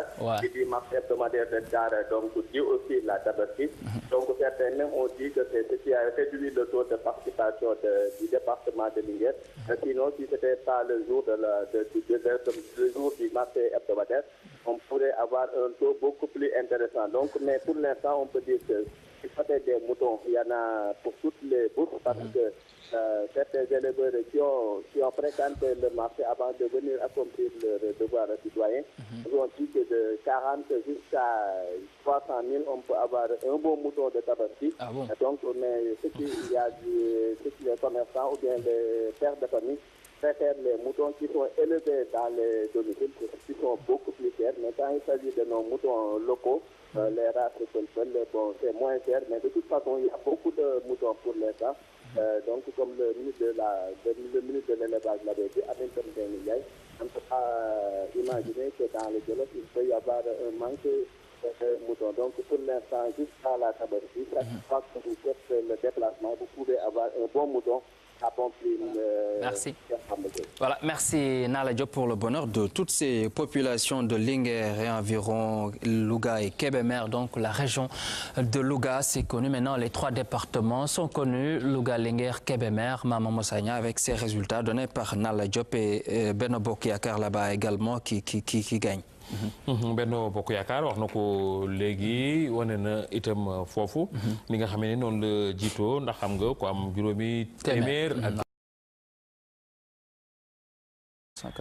wàllu Louga donc qui obtient 30 voix ànd taxawu gox bi qui obtient 35 voix ànd defar Njambur qui obtient 21 voix Benno Bokk Yaakaar 258 voix les démocrates réformateurs Yessal 8 voix, coalition alternative patriotique 29 voix, ce qui fait que donc la coalition Benno Bokk Yaakaar rafle la mise avec 258 voix, suivi par And Taxawu Gox qui est une liste indépendante et une autre liste indépendante qui est Louga, donc qui obtient 30 voix. Ce sont les 3 premiers ici au bureau numéro 1. Donc on attend voilà justement le bureau numéro 2 qui va afficher. Bon, certainement que vous allez devoir patienter. Oui, on vous laisse le temps de...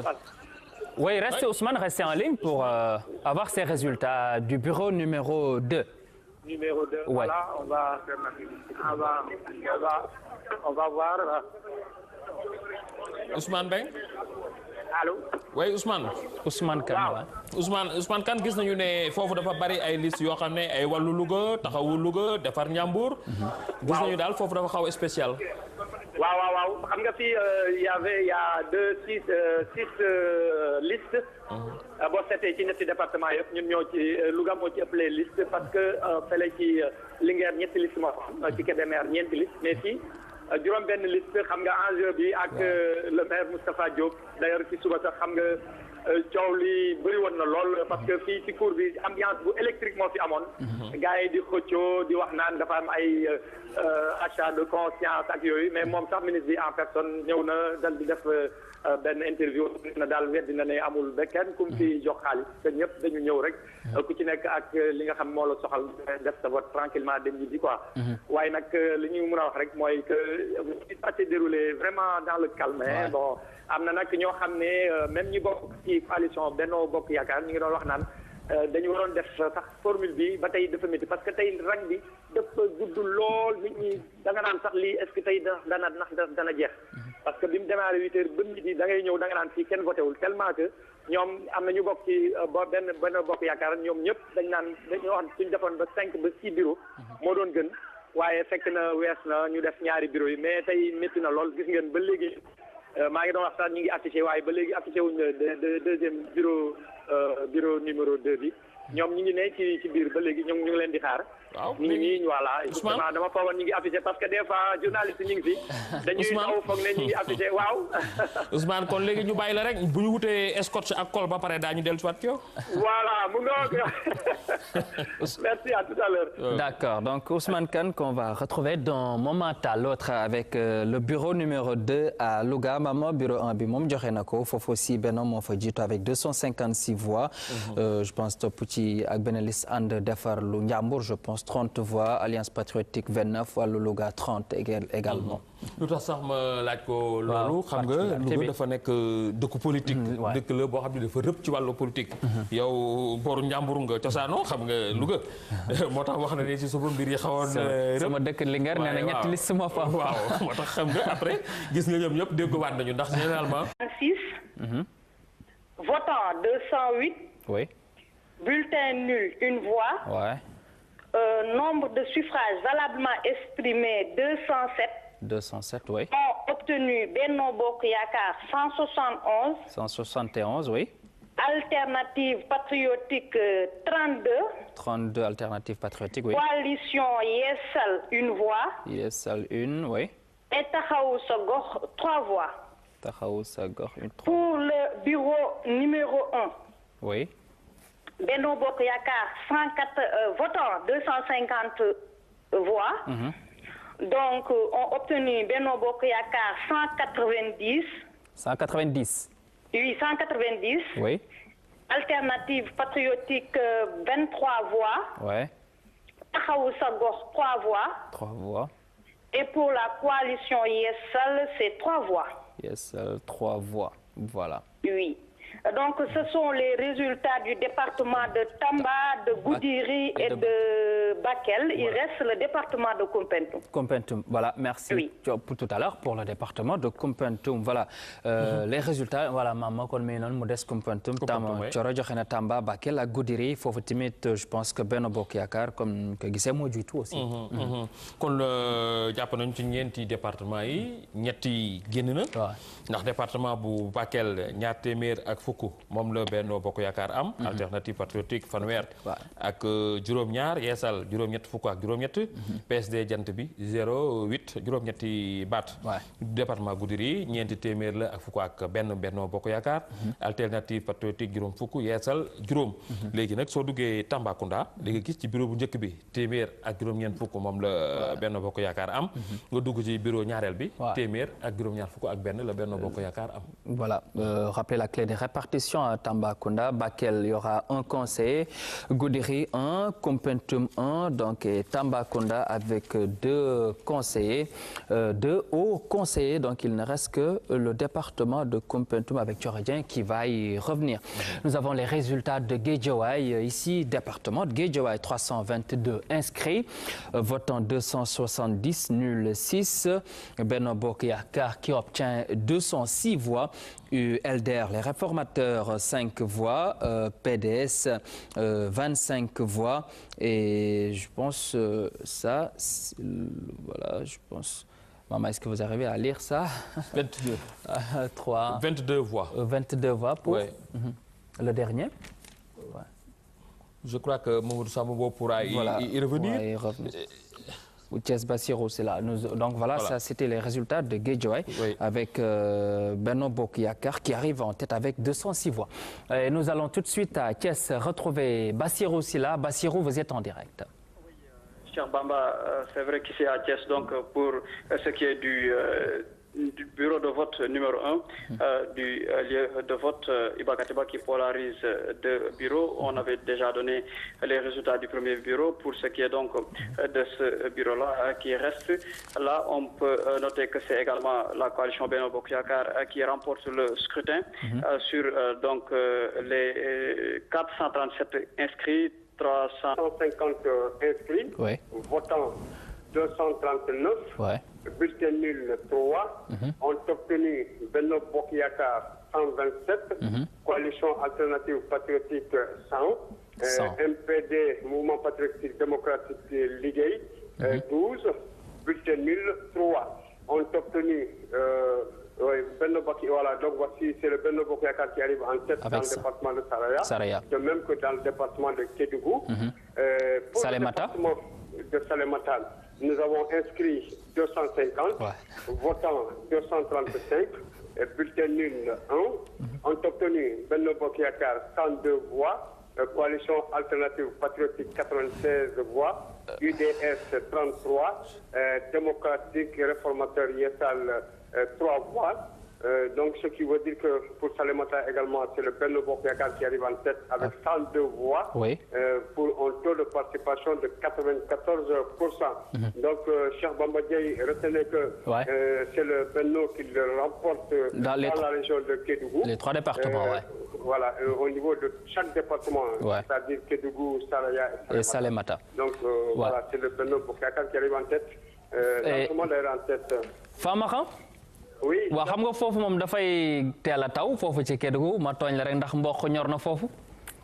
waaw effectivement Cheikh Bamba fu mu nekk nii ñu doon xaar résultat yi ci bureau de vote bi dañu doon kàll mboq foofu xam naa njaayeen yi nekk fële RTS ak ñi sant Jara ak Mbow ak Mbow waaw dinaa leen yónnee mboq comme ça ñu mën a ñam tuuti balaa commencé balaa fin du mois inchallah. Voilà xam naa mboqu Kédougou moom dina neex trop merci Famara.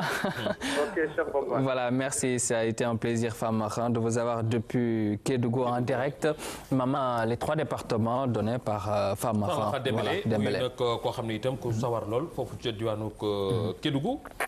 Foofu ca Kédougou kon département bi téeméer ak juróom-ñett fukk ak juróom-ñaar moom la Benno Bokk Yaakaar am ñaar fukk ak juróom alternative patriotique am na kuréel gu ñu wax CJD fukk ak juróom-ñett la TDK juróom-benn fukk ak juróom.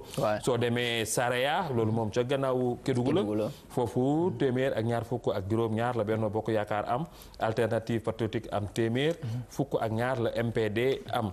soo demee nag ca Salémata mooy ca beneen wàll wa foofu daanaka sax ca booru buntu Guinée la foofu téeméer ak ñaar la Benno Bokk Yaakaar am alternative patriotique am juróom-ñeent fukk ak juróom-benn UDS topp ci yeesal moom daanaka ñetti baat rek la jot a am foofu ca Salémata. Voilà.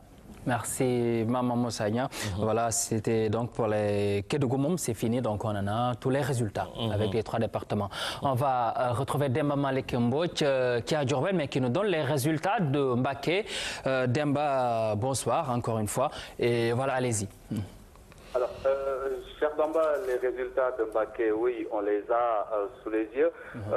Retenez donc que c'est Benno Bokk Yakaar qui remporte les 2 sièges en compétition pour cette élection. Au bureau numéro 1, il y avait 414 inscrits. ay doomu ndey ay doomu baay ñoom ñooy faral di daje ñi bokk fii ñu bokk fee mais après bu ñu toogee waxtaan rek dañuy delluwaat daal di bokk reer. moo tax maire bi gis nga bi mu wootee rek daal di bon gaa ñi toog leen ñu waxtaan bi ñu waxtaanee rek ku ne dem nga wote. ñëpp jubóowaat nekk si benn ndax généralement ay njaay la ñuy sant ay géej ak yooyu. ñoom ñëpp ñooy bokk di reerandoo. politique moo mel noonu maam xam nga ak enjeu yi si am mais après ni nga ko waxee rek. donc bu ñu demee ci jëppandaw ga ñooy toog naan ataaya toog waxtaan nekk benn. te tur yi dafa sax wuyu ñi nga xam ne ñooy waa Louga ndax am na wàllu Louga. am na taxawu Louga am na defar Njàmbur. loolu yëpp day wone rek ne ku ci ne di la tax a jóg rek mooy. dugal sa loxo ci li nga xam ne mooy développement réew mi. li nga bëgg rek mooy bokk ci defar réew mi. defar Louga. indi yokkute ci fi nga xam ni foo nga dëkk te defe naa ni loolu itam day wone rek ni kon ku ci ne yaa ngi def li nga xam ni moom la ñuy wax politique boo xam ni daal c'est l'art de servir la cité moo tax ku ci ne daal bëgg servir bëgg dugal sa loxo te bu ñu weesoo lii ku ne itam da nga mën a jàppale ki nga xam ne moom la ñu fol bu ko defee nga jox ko yow it li nga yaakaaroon ni boo ko defee dina yokku def bu ko defee rek moom it mu am loo xam dina ko yóbbaale ci institution ko ça li ñu koy wax mooy c'est un peu le charme de la politique en Mama fii ci Sénégal c'est vrai que contradiction yi mënul ñàkk mais à l'arrivée au finish donc ñun ñëpp ñoo bokk li nga xam ne moom lañ bëgg ndax bu ñu demee fa la nga xam ne moo di au conseil des collectivités territoriales je pense que liñ fay nas di ko fa defar mooy lu soxal en tout cas émergence su li nga xam ne moom moo di goxee gox-goxaan yi comme ni ko président Macky Sall bëggee kon département Guédiawaye wax nañ ko léegi ndax xam nga sànq maa ngi doon wax la Tëngéej génn na. Dakar génn na. Guédiawaye tam wax nga ko ci nasaraan sànq. may fàttali kon Benno Bokk Yaakaar. 206 la su ma jumul. muy ñaar téeméer ak juróom. Guédiawaye way ñëw na 206 avec Benno. UDR LDR les réformateurs 5. juróom. PDS 25. ñaar fukk ak juróom foofu tamit ci Guédiawaye. jàpp nañu nekkoon ñii di Benno Bokk Yaakaar ñoom ñoo jiitu. kon su nekkee ni taxaw Dakaru mi ngi ci Ndakaaru. ca Tëngéej ci Benno ma nga fa. ca Guédiawaye Benno ma nga fa. mu des Pikine léegi nag la ñuy xaarandiku rek. moom la ñuy xaarandi naka la tëddee foofu. Voilà. Voilà, merci Maman Moussaïna. Si vous nous prenez en cours, sachez que vous suivez en direct les résultats. Voilà, Famahan Dembélé qui est en direct à Kédougou. Famahan, bonsoir. Vous êtes en direct sur la télévision nationale pour les résultats. Bonsoir, cher Bamba Gueye. Bienvenue dans la région de Kédougou. Voilà, à l'issue de ces élections pour le Haut Conseil des collectivités territoriales, nous avons obtenu les résultats suivants pour les 3 départements que compte la région de Kédougou. Il s'agit des départements de Kédougou, Saraya et Salémata. Pour le département de Kédougou, nous avons 335 inscrits, votant 298, bulletin nul 3, ont obtenu Benno Bokk Yaakaar 197 voix, coalition alternative patriotique 25 voix, PJD 18 voix, CDK 65 voix. Pour le département de Saraya, nous avons 203 votants, les bulletins nuls 4, suffrages valablement exprimés 299, Benno Bokk Yaakaar rafle donc 248 voix, la coalition alternative patriotique a pu engranger 44 voix et la coalition des démocrates réformateurs Yeesal a obtenu 7 voix. C'est dire tout simplement que la coalition Benno Bokk Yaakaar a remporté le scrutin départemental pour donc le compte des élections du Haut Conseil des collectivités locales. Du coup, c'est Momar 6 qui passe avec Talla Diagne et Yaya Ly Sissoko. Il faut rappeler tout simplement que donc Thiès avait 3 sièges à pourvoir donc au Haut Conseil des collectivités territoriales. Voilà, merci Bassirou Silla. En attendant d'avoir Mbour et Tivaouane, donc Thiès 3, Mbour 3 et Tivaouane 2. Voilà les résumés. En tout cas, Thiès, voilà, Bassirou a donné les résultats et c'est Benno Bokk Yaakaar là-bas qui a remporté le scrutin. Maman Moussaïna. may fàttali kon ni résultats yi Bassirou Silla indi léegi mooy beneen bureau bi nga xam ne joxe ko woon. ndax ñaari bureau ñoo amoon foofu. léegi nag bureau ba mu jëkkoon joxe. ñaari téeméer ak juróom fukk ak benn voix. moom la Benno Bokk Yaakaar am foofule. alliance patriotique am fanweer ak juróom-benn. ñii di démocrate réformateurs yi am juróom-ñett. léegi bureau bi mu indiwaat mooy beneen bureau bi di joxe ni Benno Bokk Yaakaar ñaar téeméer ak ñeent fukk ak juróom-ñett. coalition patriotique ñeent fukk ak ñeent. démocrate réformateur juróom ñaar. mel ni daal kon ñaari bureau yooyu bureau numéro 1 ak bureau numéro 2 boo ko boolee. Benno Bokk Yaakaar moom moo jiitu ci kanam. daanaka sax dina am daanaka lu manqué tuuti rek ci juróomi téeméeri baat. di fàttali ni Thiès dina am je pense 8 au conseiller après Dakar je pense que mooy en tout cas diwaan bi nga xam ne moom moo topp ci Dakar ci au conseiller dina ci am juróom-ñett. ñett ci Thiès ñett ci Mbour ak ñaar si Tivaouane. voilà. maa ngi doon wax sànq kon ci li nga xam ni Thioro Dieng indi na ko muy Tambacounda. ndax nag Tambacounda ñetti département la ba ci ñeent. Koumpentoum moom la wax ni dina ci dellu ci léegi waaye booy xool diggante Goudiri Bakel ak Tambacounda. foofu Benno Bokk Yaakaar kon moom moo jiitu ci Tambacounda. moo jiitu ci Goudiri. moo jiitu ci Bakel. voilà ci ñett yi ñu amagum déjà moo fa jiitu mu des benn bi nga xam ni mooy bu Koumpentoum. voilà. Merci Maman Moussaïna pour la précision. Voilà kon ngeen kon suivre résultat yi en direct fii ci seen télévision nationale RTS le toppaleen lépp lu soxal kon élection au conseil des collectivités territoriales ñi ngi dem fële ca Louga retrouver Ousmane Kane. Ousmane, bonsoir. Louga ñu déggugun ko woon. Voilà Ousmane, vous êtes en direct sur la RTS avec les résultats que vous avez sur place. Voilà, bonsoir, cher Bamba. Voilà, donc, bonsoir. c'est vrai que ici les choses ne sont pas allés très vite, parce que jusque-là, on attend le décompte des voix qui n'a pas encore... donc, on en est jusque-là donc, au décompte des voix pour le bureau numéro 2. Ouais. Mais pour ce qui est du bureau numéro 1, quand même, voici les résultats. Donc, inscrits, 414, votants 382. Ouais. Donc, bulletin nul, il n'y en avait qu'un seul. Donc, suffrage valemment exprimé 381.